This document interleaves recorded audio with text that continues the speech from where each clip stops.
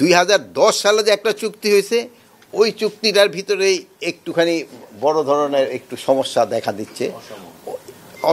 ওই চুক্তি নিয়ে কিছুটা অসম চুক্তি আমরা সাইন করে ফেলছি।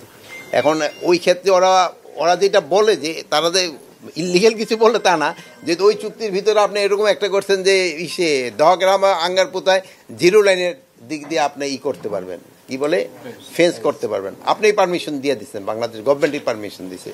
ওই পরিবর্তে তারা বলছে যে 3 বিঘা করিডোরটা আমরা 24 ঘন্টা ইউজ করতে পারবো। কিন্তু এই 3 বিঘা করিডোরের জন্য কিন্তু আমরা বেরুবাড়ি বহু আগেই দিয়ে দিছি। মানে এই চুক্তির একটা অসম হয়ে গেছে, এইটার সাথে এটার কোনো কানেকশন ছিল না।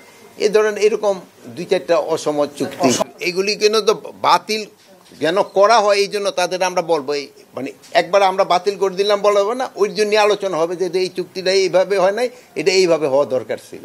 যেমন আমরা বললাম না যে ওই একটা বললাম যে আমরা লিখে রাখছি ETP/STP, এখন আমরা বলতেছি ETP and STP দুটোটা থাকতে হবে।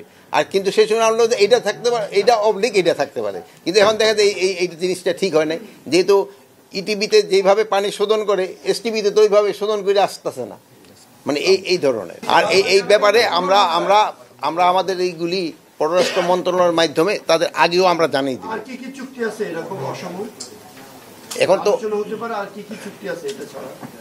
এটা স্যার ওই যে একটা রেলওয়ের একটা চুক্তি হতে পারে, আলোচনা হয়েছে যে তারা প্রায় আমাদের কুলাউড়া মানে আমাদের যে রেল স্টেশনটা আছে ওটা হলো বর্ডারের থেকে প্রায় 3 কিলোমিটার ভিতরে। তো এখন